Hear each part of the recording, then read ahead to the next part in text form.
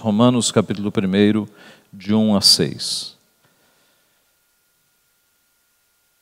Diz assim a santa, inerrante palavra de Deus. Paulo, servo de Jesus Cristo, chamado para ser apóstolo, separado para o Evangelho de Deus, o qual foi por Deus outrora prometido por intermédio dos seus profetas nas Sagradas Escrituras, com respeito a seu filho, o qual, segundo a carne, veio da descendência de Davi e foi designado Filho de Deus com poder, segundo o Espírito da Santidade, pela ressurreição dos mortos, a saber, Jesus Cristo nosso Senhor, por intermédio de quem viemos a receber graça e apostolado por amor do seu nome, para obediência por fé entre todos os gentios, de cujo número sois também vós, chamados para serdes de Jesus Cristo. Até aqui. Vamos orar então. O tema do sermão desta manhã é quem foi Paulo e quem somos nós. Quem foi Paulo e quem somos nós. Vamos orar.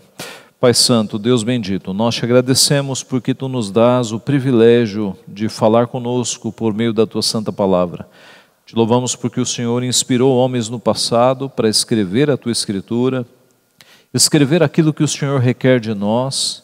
Nós te somos muito gratos porque vivemos num mundo de tantas informações, mas podemos nos guiar pela informação da tua santa palavra, Pai. Aquilo que o Senhor quer de nós está tão claramente revelado aqui. Nós pedimos, Pai, que o Senhor fale conosco nesta manhã. Ó Pai, fale não aquilo que nós queremos ouvir, mas fala, Pai, aquilo que nós precisamos ouvir. Trata o nosso coração, quebranta o nosso espírito rebelde, para que neste ano que se inicia e pelo resto das nossas vidas, nós sejamos obedientes ao Senhor, estejamos sempre prontos a ouvir a Tua palavra. Abençoa-nos, portanto, é o que nós pedimos humildemente e em nome de Jesus. Amém. Meus irmãos, esta carta foi escrita por volta do ano 55, de 55 a 57 depois de Cristo, quando Paulo estava residindo em Corinto, um pouco antes dele levar aquela oferta aos crentes de Jerusalém que estavam passando por necessidades. Paulo escreveu esta carta porque ele já havia evangelizado todos os países do leste do Mediterrâneo e agora ele se preparava para atingir a Espanha. Então ele escreve aos romanos com esse objetivo, que eles se associem e ajudem Paulo a atingir Espanha. Nós não sabemos se Paulo conseguiu completar isso, conseguiu chegar na Espanha, mas o fato é que ele tinha este objetivo. A Bíblia não fala se ele conseguiu chegar lá. Um outro fato também é que esta igreja não havia sido fundada pelo trabalho de Paulo. Nós não temos certeza de como essa igreja se formou. Uma boa ideia, uma boa suposição é de que alguns romanos que estavam no dia de Pentecostes, e o texto fala romanos que ali residem, tenham voltado, Atos 2, tenham voltado à sua terra e iniciado o trabalho. É uma boa possibilidade. O que nós temos certeza é que esta é uma igreja que não foi fundada por Paulo e que ele não havia visitado ainda, como fica bem claro já no primeiro capítulo, quando ele fala que deseja muito visitar os irmãos e que ele ainda não foi lá, não foi por vergonha do Evangelho, porque ele não se envergonha do Evangelho. Então, Paulo tem o desejo de visitar aqueles crentes, mas enquanto isso não acontece, ele escreve um relato detalhado de alguma forma e resumido de outra, porque a obra de Deus é gigantesca, mas mostrando o Evangelho, tudo aquilo que Deus fez por nós, até o capítulo 11, e a partir do capítulo 12, o que nós devemos fazer, como deve ser a nossa consagração, considerando a obra que Deus Pai, Deus Filho e Deus Espírito Santo fizeram por nós. A igreja de Roma era uma igreja formada, óbvio, por gentios, porque estava em Roma, já na Europa. Então havia os gentios ali que haviam se convertido, mas também por judeus, porque no passado os judeus haviam sido dispersos e ocupado muitas localidades do mundo. Roma era a capital do Império Romano. E isso oferecia desafios muito grandes, porque havia imperadores que subiam ao poder e não mexiam com os cristãos, mas outros subiam ao poder e viam nos cristãos uma ameaça e passavam a perseguir os cristãos. Essas são algumas das dificuldades do período, né? Havia algumas dificuldades daquele período. Demora nas viagens. As viagens para você chegar a uma outra cidade, a uma capital, especialmente como Roma, levava muitos e muitos dias. Inimigos do Evangelho, havia muitos, e aqui já citamos os imperadores que eram contrários à fé cristã. Havia muita incredulidade no mundo, e Paulo era alguém que anunciava um homem que havia morrido na cruz, como um criminoso. E isso então era uma dificuldade, porque as pessoas, até que percebessem que Cristo era o Salvador, elas tinham uma certa rejeição, um pé atrás. Agora, havia neste tempo muitas coisas boas acontecendo, muitas facilidades para o Evangelho. Primeiro, um governo quase universal, que era Roma, que estava unificando ali boa parte do mundo. Havia a chamada Pax Romana, que eram os exércitos de Roma, que garantiam uma certa ordem e segurança no império. E muitas guerras foram suprimidas porque Roma estava comandando. Havia uma língua universal, que era o grego, o que facilitava a comunicação entre vários países. Havia as famosas rodovias romanas, de onde veio o ditado, todos os caminhos levam a Roma. E isso facilitava não apenas o acesso às cidades grandes e a Roma, como também os correios. Os correios funcionavam por causa das rodovias que Roma havia criado. E observe que quando nós falamos em epístolas do Novo Testamento, Romanos e todas as outras, nós estamos falando de cartas que os apóstolos escreveram e mandaram ou por mensageiros ou pelo sistema do correio da época. Então, este é o contexto que nós temos aqui quando Paulo, no tempo em que Paulo escreve esta carta. E como uma carta que vai fazer um primeiro contato com esses crentes, Paulo começa se apresentando. É o texto que nós lemos. Paulo começa se apresentando. E daí nós podemos fazer a pergunta: quem foi Paulo e quem somos nós? Em primeiro lugar, quem foi Paulo? Veja o verso 1. Paulo, servo de Jesus Cristo. Paulo, servo de Jesus Cristo. A palavra usada para servo aqui é a mesma palavra usada para escravo, que no grego é doulos, escravo, servo. E o que significava ser escravo naquela época? Ora, a escravidão no Antigo Testamento era bastante humanitária, como nós já vimos em alguns sermões, não é? Agora, ser escravo no Novo Testamento, num contexto romano, era outra coisa muito diferente. O Senhor tinha poder até sobre a vida do escravo. Se o escravo desobedecesse, o Senhor poderia matá-lo. Não havia leis de defesa dos escravos. O que significava então ser escravo? Ora, o escravo ele era comprado por preço. E quando Paulo diz que ele é escravo de Cristo, ele é servo de Cristo, nós podemos nos lembrar de outro texto de Paulo, em 1 Coríntios 6,20, quando ele diz: porque fostes comprados por preço, agora, pois, glorificai a Deus no vosso corpo. Com que preço Deus nos comprou? Não foi com prata, nem com ouro, nem com pedras preciosas, foi com o sangue de Cristo. Então, nós fomos comprados para Deus com o quê? Com o precioso sangue de Cristo. Então, nós devemos glorificar a Deus no nosso corpo. Nós não pertencemos mais a nós mesmos. Nós fomos comprados pelo sangue de Cristo. O escravo era comprado. O escravo não tinha vontade própria. Ele fazia a vontade do seu Senhor. A sua vida estava voltada ao seu Senhor. Os seus olhos estavam atentos nas mãos dos seus mestres. O escravo obedecia, então, totalmente ao seu Senhor. O Salmo 123, verso 2, nos dá este tom.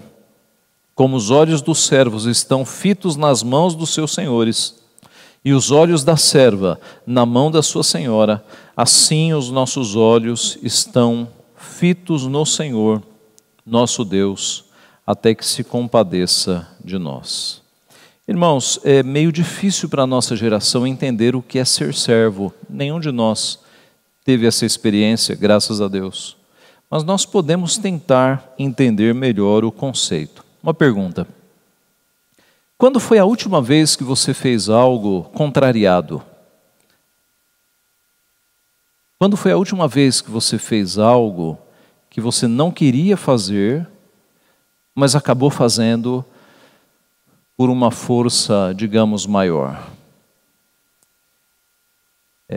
Quando nós somos crianças ou adolescentes, é mais fácil entender esse conceito, não é? Hoje pela manhã eu disse ao meu filho caçula: levante-se, escove os dentes e calce o tênis. Imediatamente ele se levantou e fez. E ele não queria, ele estava com muito sono, mas ele imediatamente, isso é obediência. Quando o teu pai, na tua infância ou na tua mocidade, te dizia: você pode sair, mas às 10 horas esteja em casa, você ousava não estar às 10 horas em casa? Quando os teus pais te diziam: você se vista e vá para a escola, querendo ou não, você se vestia e ia para a escola. Então, é fácil a gente entender obediência na época da infância e da adolescência. Mas eis que nós nos casamos e saímos da casa dos nossos pais, e aí, como que nós nos tornamos senhores, a gente não precisa mais obedecer ninguém, porque agora eu sou adulto, agora eu faço as minhas regras, os meus horários, e a gente perde muito em pensar assim. A gente perde muito. Quando foi a última vez que você fez algo contrariado, que você não queria, mas você fez por obediência? Talvez você tenha obedecido um médico, por exemplo. O médico nos passa um remédio que a gente não quer tomar, mas pelo bem da saúde a gente toma, O médico fala: você vai ter que fazer uma fisioterapia toda semana, às 7 horas da manhã aqui. Você não quer, mas você obedece. Talvez o médico seja um bom exemplo. Talvez no teu trabalho, o teu chefe, o teu superior, te dê ordens que você não gosta de fazer aquilo, mas você obedece. Você está sendo pago para isso, não é? Ou talvez o teu cliente, ele queira que você faça algo que você já disse: não, esse não é o melhor caminho, mas o cliente insistiu, e aí você: tá bom, vamos fazer desse jeito então. Percebe como há coisas que nós fazemos nesta vida, que nós fazemos sem gostar, sem ter parecer, sem ter prazer, mas nós fazemos por obediência. Agora, e quanto a Deus? Quando foi a última vez que Deus te deu uma ordem, você não queria obedecer, mas você fez porque você pensou assim: não, é a vontade de Deus, eu vou fazer. Eu não quero, mas por obediência eu vou fazer. Quando foi a última vez que você fez algo para com Deus contrariado? Eu não quero, eu não gosto, mas eu vou fazer, porque é Deus que está mandando. Quando foi? Você tem certeza de que é servo mesmo de Deus? Você tem certeza de que é serva de Deus? Você tem certeza que obedece mais a Deus do que o teu chefe? Obedece mais a Deus do que uma orientação médica? Muitos crentes só obedecem a Deus naquilo que concordam com Deus. Eu não estou querendo ir na igreja, eu não vou. Eu não estou querendo participar de reunião de oração, não vou participar. Sábado, ir na igreja, não quero, não vou. Então muitos crentes, na verdade, são senhores, não são servos. Porque só obedecem a Deus naquilo em que Deus concorda com eles. Estão percebendo? Qual seria o comportamento de servo? Eu não estou querendo ir na igreja, eu estou muito cansado, mas Deus me manda ir na igreja, então eu vou obedecê-lo. Eu não quero participar de reunião de oração, mas Deus me manda orar com o seu povo, então eu vou participar por obediência a Deus. Por obediência. Eu não gosto de participar dos trabalhos de sábado, mas é meu compromisso com Deus, não é? Então eu vou participar. Você nunca vai entender o que é ser servo se você não obedecer algo que você discorda de Deus. Enquanto você obedecer sendo o senhor da situação, isso não é ser servo. É o teu reino, não é? Nós viramos adultos e nos tornamos senhores. E eu não sei por que a gente ora, seja feita a tua vontade, venha o teu reino. Porque no fundo é a minha vontade, é o meu reino. Eu só obedeço a Deus naquilo que me é confortável. Se não for confortável, não, aí não. Eu arrumo um monte de desculpa e não obedeço. Já pensou se nós agíssemos assim no nosso trabalho? Obedecêssemos ao chefe só naquilo que nós concordássemos? Então eu repito, você nunca vai saber o que é servo, o que é ser servo, o que é ser serva, até que você obedeça a Deus contrariado. O dia que você obedecer a Deus contrariado, Senhor, eu não quero, eu não gosto, mas pela tua palavra eu vou obedecer. Enquanto isso não acontecer, você não vai saber o que é ser servo. Então, obedecer a Deus é fazer coisas mesmo que nós não gostemos, mas em obediência ao Senhor. Porque o servo é aquele que obedece ao Senhor, goste ou não do que Deus está mandando. Isso é ser servo. É bem mais difícil do que nós achamos, não é? E a gente canta que Deus é Senhor. E assim, todo crente entende que Jesus é Salvador e que Jesus é Senhor. Mas eu repito, até que você faça coisas contrariado, coisas que você não quer fazer, mas o faz por obediência a Deus, até que isso aconteça, você não vai saber o que é ser servo de Jesus. Jesus nos adverte: nenhum soldado em serviço se envolve em negócios desta vida, porque o seu objetivo é satisfazer aquele que o arregimentou. O nosso objetivo é satisfazer aquele que nos arregimentou, é obedecer aquele que nos comanda.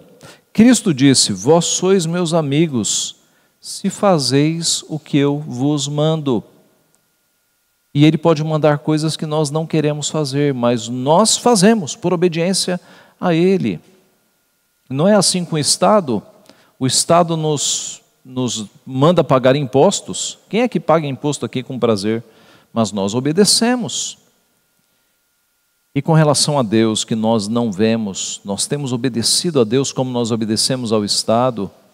Meus irmãos, se nós fôssemos obedientes a Deus como nós éramos com os nossos pais, nós já teríamos um grande avanço na vida cristã, um grande avanço. Este é o ponto. Então quem foi Paulo? Paulo foi servo do Senhor. E ele diz aqui nesta carta: o bem que eu quero não faço, o mal que eu não quero, este faço. Miserável homem que sou, quem me livrará do corpo desta morte? Quer dizer, o próprio apóstolo Paulo diz que há coisas que ele gostaria de fazer e não faz, mas ele precisa de Cristo. E nós também. O nosso corpo não vai querer fazer um bocado de coisas que agradam a Deus. E nesta hora nós pensamos: meu corpo não quer, mas Deus quer, Deus manda e eu obedeço. Baseado na tua palavra eu jogarei as redes, como disseram os discípulos pescadores. Então, quem foi Paulo e quem somos nós? Paulo se nomeia aqui na primeira frase, servo de Jesus Cristo. Em segundo lugar, na sequência do texto, chamado para ser apóstolo. Chamado para ser apóstolo. E aqui nós temos aquela questão. Cristo escolheu 12 homens para ser apóstolos. Judas o traiu, Judas foi designado para isto, e o corpo apostólico ficou com 11. Eles então levantaram critérios e escolheram um para suprir o lugar de Judas, que foi Matias. Voltou a ser 12. Mas e Paulo? E Paulo? Veja, Paulo, ele se nomeia como um apóstolo temporão, um apóstolo nascido fora de tempo. Lá em Atos, capítulo 1, de 15 a 20, você tem os critérios que eles levantaram para a escolha de Matias. Os critérios eram: tem que ter sido discípulo de Cristo durante o seu ministério, tem que ter sido testemunha ocular de Cristo na ressurreição e tem que ter recebido o chamado do próprio Jesus. Paulo cumpria estas exigências. Ora, Paulo não havia sido contemporâneo de Jesus, não havia acompanhado como discípulo o ministério de Jesus. Mas Paulo recebeu isso por revelação. Paulo recebeu um chamado posterior de Jesus. Em Atos 26, de 16 a 18, ele explica. Ele conta como foi o seu chamado. Cristo disse: levanta-te, firma-te sobre teus pés, porque por isto te apareci, para te constituir ministro e testemunha, tanto das coisas em que me viste, como daquelas pelas quais te aparecerei ainda, livrando-te do povo e dos gentios, para os quais eu te envio, para lhes abrires os olhos e os converteres das trevas para a luz e da potestade de Satanás para Deus, a fim de que recebam eles remissão de pecados e herança, entre os quais são santificados pela fé em mim. Cristo apareceu a Paulo algumas vezes e trouxe revelações a Paulo e chamou Paulo para ser o seu apóstolo. Paulo, algumas vezes no Novo Testamento, faz essa defesa de que ele é um apóstolo chamado por Cristo. Em 1 Coríntios 15, por exemplo, ele diz: porque eu sou o menor, aliás, depois foi visto por Tiago, mais tarde por todos os apóstolos, e afinal, depois de todos, foi também visto por mim, como por um nascido fora de tempo. Porque eu sou o menor dos apóstolos, que mesmo não sou digno de ser chamado apóstolo, pois persegui a igreja de Deus. Mas pela graça de Deus sou o que sou, e a sua graça que me foi concedida não se tornou vã. Antes trabalhei muito mais do que todos eles, todavia não eu, mas a graça de Deus comigo. Portanto, seja eu ou sejam eles, assim pregamos e assim crestes. Então Paulo, embora não tenha cumprido aqueles critérios fisicamente, Jesus trouxe por revelação tudo aquilo que Paulo necessitava para ser apóstolo. Mas aí você pode pensar assim: mas pastor, então hoje alguém pode se levantar como apóstolo? Isso tem acontecido, não é? Você tem igrejas neopentecostais em que alguns homens se declaram apóstolos. Então, pastor, estes de hoje não podem estar sendo chamados por Deus, recebendo uma visão? Ora, Deus não opera mais assim, por meio de visões. E há um ponto que nós nos esquecemos, que é o seguinte: Paulo, além de ter sido chamado por Cristo por visões e revelações, ele foi aceito pelo colégio apostólico. Ele não era um concorrente dos apóstolos. Assim que ele se converteu, ele foi abraçado pelos apóstolos. E você tem textos em que os apóstolos estão enviando Paulo para as missões. Então, não basta alguém hoje dizer: eu sou um apóstolo, eu recebi uma visão. Não, não. Tem que ter o reconhecimento do colégio apostólico. Isso é impossível. Paulo teve. Paulo foi reconhecido. Pedro, por exemplo, na segunda epístola, capítulo 3, ele diz assim: e tende por salvação a longanimidade de nosso Senhor, como igualmente o nosso amado irmão Paulo vos escreveu, segundo a sabedoria que lhe foi dada. Então note, o nosso amado irmão Paulo, Pedro, reconhecia o apostolado de Paulo e os outros apóstolos também. Então este é um ponto que os apóstolos modernos não podem cumprir. Eles não têm a validação do colégio apostólico. Paulo tinha. Assim, meus irmãos, Paulo foi chamado para ser um apóstolo, um enviado do Senhor. Hoje ninguém mais pode ser apóstolo no sentido em que aqueles homens e que Paulo foram, e muito menos se autoproclamar apóstolo. Em terceiro lugar, além então de Paulo ser servo de Cristo, chamado para ser apóstolo, veja a sequência do texto: ele foi separado para o Evangelho de Deus. Separado para o Evangelho de Deus. Ele foi tirado do mundo e separado, consagrado, santificado para uma função específica. Que função? O Evangelho de Deus, o Evangelho que pertence a Deus, o Evangelho é de Deus. Então note que quando nós anunciamos o Evangelho, quando Paulo anunciava o Evangelho, não era o Evangelho próprio, era o Evangelho de Deus, de Deus. Nós não estamos criando histórias para as pessoas crerem em Deus. Nós levamos às pessoas o Evangelho que é de Deus. Assim Paulo procedeu. O Evangelho não é o resultado de nossas ideias teológicas, não. O Evangelho é aquilo que Deus nos entregou e que nós entregamos às pessoas, sem adições, sem subtrações, sem mudanças. Nós entregamos o Evangelho às pessoas. O texto que nós temos aqui diante de nós tem 6 verdades muito importantes sobre o Evangelho. Primeiro, a sua origem. O Evangelho é de Deus. O Evangelho é de Deus. Segundo, a sua essência. Veja o verso 3. Com respeito a seu filho, o qual, segundo a carne, veio da descendência de Davi. Ele é filho de Deus, Cristo é Deus, e ele é, por descendência, filho de Davi. Ele é homem. Então a essência do Evangelho é Cristo, Deus e homem. E você deve ter reparado aqui que não há nenhuma menção a Maria. Maria foi aquela que foi portadora de Deus e homem, da pessoa de Cristo, que é Deus e homem ao mesmo tempo. Mas observe, meus irmãos, que ao contrário do que os romanistas fazem hoje, você não tem ênfase na pessoa de Maria no Novo Testamento. Aqui seria um local, não é? O romanismo criou uma imagem de Maria como sendo medianeira, advogada, rainha celestial, intercessora. Criou uma imagem que a Bíblia não faz. Esse era um texto para estar escrito se Maria recebesse essa ênfase, veio da Virgem Maria, mas não, veio da descendência de Davi. O ponto aqui é mostrar que Jesus ele é o Rei eterno, ele é o descendente de Davi que firmaria um reino eterno. A essência do Evangelho é Jesus Cristo, Deus e homem, Deus encarnado.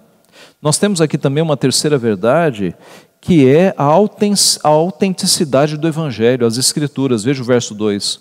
O qual foi por Deus, o Evangelho outrora, prometido por intermédio dos seus profetas nas Sagradas Escrituras. A ênfase de Deus nunca foi a tradição oral. A ênfase de Deus sempre foi as Escrituras. Deus disse para Moisés: escreve tudo que eu vou te mostrar. E Moisés escreveu o Pentateuco. E tudo o que foi acontecendo na história de Deus não virou tradição oral, foi escrito. Tudo foi escrito para o nosso ensino. E aqui nós temos bem claro que o Evangelho nos foi trazido por intermédio dos profetas nas Sagradas Escrituras. A autenticidade. Quarta verdade, o seu alvo, que abranger as nações. Verso 5. Por intermédio de quem viemos a receber graça e apostolado, por amor de seu nome, para obediência por fé entre todos os gentios. O Evangelho não foi feito para ficar só em Israel, ali entre Jesus e os apóstolos, que eram de Israel, mas o Evangelho foi projetado por Deus para atingir todas as nações, os gentios no nosso texto, né? Todas as gentes, para que a profecia dada a Abraão, de que em ti serão benditas todas as nações da terra, se cumprisse. Não foi um plano B de Deus. Desde Abraão já havia essa promessa, que um dia a revelação de Deus que estava ali primeiro em Israel, ela atingiria todas as nações da terra, e as nações seriam benditas por causa do Evangelho de Deus. Uma quinta verdade, o seu propósito imediato, levar pessoas à obediência pela fé, que é o que nós temos aqui no verso 5. Para a obediência por fé entre todos os gentios. Então o Evangelho, ele não é apenas para que as pessoas tomem conhecimento, mas para que elas obedeçam a Deus, para que elas ajam, para que elas obedeçam. E por fim, a sexta verdade aqui, que é o seu propósito final, a glória suprema do nome de Jesus. Verso 5 também. Por intermédio de quem viemos a receber graça e apostolado, por amor do seu nome, para a obediência por fé. Então é por amor do seu nome, é o nome de Cristo que é sempre glorificado.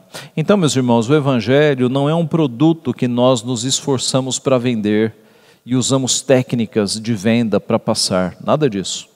O Evangelho, Paulo vai dizer na sequência do texto, é o poder de Deus para a salvação. É o poder de Deus para a salvação. É muito mais do que um produto, do que um serviço. É o poder de Deus. Pense no poder de Deus na criação do mundo. Do nada, Deus criou toda a matéria-prima existente, todos os átomos, todas as moléculas, tudo que existe, nada existia. E Deus, com a sua palavra, fez tudo existir, tudo existir. E Ele fez tudo o que nós vemos hoje, a terra, os astros celestes, os planetas, as plantas, os animais, tudo o que existe. Houve um momento em que nada existia, só Deus. E pela sua palavra tudo se formou. Pense no poder empregado por Deus para criar um universo. O poder usado por Deus para ressuscitar a Cristo, tirá-lo da sepultura, trazê-lo à vida. Agora pegue todo esse poder e aplique no coração de uma pessoa. Isso é conversão. Então, o Evangelho é o poder de Deus para a salvação das pessoas. Não é à toa que você tem pessoas que nada deu jeito, conselho dos pais não deu jeito, terapia não deu jeito, nada deu jeito. Aí o Evangelho vai naquele coração seco de pedra e dá vida, e faz com que a vida floresça. Essa semana nós estivemos lá no Palavra da Vida em Atibaia, e conversando com um pastor batista, ele nos contou a história da conversão do seu pai. O seu pai, um homem muito inteligente, engenheiro, muito lógico, muito pensamento exato, e não cria em Deus, não cria em Deus. A vida inteira sem crer em Deus. A mãe dele se converteu, irmãos se converteram, ele virou pastor, mas o pai lá na incredulidade, nada. A idade chegou, uma demência veio, e aí a família quis cuidar, mas os médicos falaram, olha, vocês vão precisar de alguém para cuidar 24 horas dele, porque ele não pode ter acesso à cozinha, é melhor colocar numa boa clínica, para que ele não tenha acesso à cozinha e receba todos os tratamentos. E assim eles fizeram, colocaram numa clínica. E esse meu amigo pastor, assim, já quase sem esperanças da conversão do pai, né? Quase sem esperanças. E aí veio a demência, e aí que ele ficou sem esperança mesmo. Agora imagina, meu pai lúcido não acreditava, com certa demência, como é que ele vai acreditar? E ele foi visitar o seu pai num dia, época de pandemia, não podia entrar na clínica, né? O pai ficava assim, para dentro da clínica, ele ficava para fora. E ele foi visitar seu pai, e assim, já sem fé de que o seu pai pudesse se converter, porque muitas vezes ele havia pregado o Evangelho, a mãe havia pregado, e o pai uma pedra. E aí ele se lembrou de quando Moisés estava na frente do Mar Vermelho, água na frente, exércitos de Faraó chegando. E aí Moisés consulta a Deus e Deus fala, diga ao povo que marche. Diga ao povo que marche. Como assim? Marchar para dentro do Mar Vermelho? Diga ao povo que marche. E você sabe o que Deus fez. E aí ele estava chegando na clínica e veio esse pensamento, diga ao povo que marche.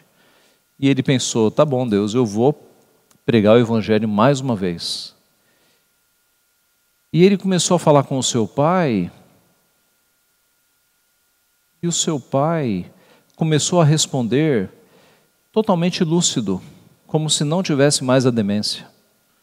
Deus deu ali, Deus fez o pai voltar à lucidez. E ele falou: pai, o senhor, quantos pecados são necessários para alguém ir para o inferno? E o pai falou: ué, basta um. Um pecado já lança a pessoa no inferno. Pois é, pai. Então como é que a gente faz? Não tem jeito. Só se tivesse um substituto. O pastor falou, né, pai? Só se houvesse um substituto, né? E haveria? Aí o pai falou: Cristo poderia ser. Então, pai, Cristo é o substituto para pagar os teus pecados. Você não gostaria de ter Cristo como teu substituto para não ir para o inferno? E o pai falou: é claro que eu gostaria. Então vamos orar agora. E ele orou e o pai recebeu a Cristo como Senhor e Salvador da sua vida. E terminada a oração, o pai voltou à demência. E aí já não falava mais nada com nada. Deus deu uns 15 minutos ali para que o mar vermelho se abrisse. Deus deu uns 15 minutos para que o pai aceitasse a Cristo como Senhor e Salvador da sua vida. Este é o Evangelho, meus irmãos. Esse é o Deus que nós servimos. Não há impossíveis. Não há impossíveis. Aquele membro da tua família que você já está quase perdendo a esperança, o Evangelho é o poder de Deus para a salvação. Não duvide. Deus é poderoso para quebrar corações de pedra. E aí esse pastor nos contando, né, como a sua fé foi fortalecida depois que Deus fez um milagre à vista dos seus olhos, à vista dos seus olhos. Este é o Evangelho de Deus, meus irmãos. Ele ultrapassa a nossa racionalidade. Ele é o poder de Deus que faz o que mais nada pode fazer neste mundo. Concluindo, quem foi Paulo e quem fomos nós? Paulo foi servo de Jesus Cristo, foi chamado para ser apóstolo, foi separado para o Evangelho de Deus. Quem somos nós? Nós somos servos de Jesus Cristo. Nós não somos apóstolos, mas somos seus discípulos. E nós fomos separados também para o Evangelho que não é nosso, o Evangelho que é de Deus, que é o poder de Deus para a salvação. Nós estamos no primeiro domingo do ano. E é sempre bom esses começos de ano para a gente pensar em como é que está a nossa vida, o que vai acontecer no decorrer do ano, né? Fazer alguns votos. É sempre bom a gente organizar a vida nos começos, né? E eu creio que nós temos uma boa oportunidade de pensarmos em como está a nossa vida no que diz respeito a servos de Cristo. E pedir a Deus que nos faça de fato servos. Que a gente possa falar com o apóstolo Paulo: eu sou servo de Deus, eu sou servo de Cristo. Mesmo quando Deus me diz algo que eu não quero fazer, eu faço porque eu sou servo de Deus. Eu faço. Meu corpo não quer, minha mente não quer, mas eu sou servo, eu obedeço.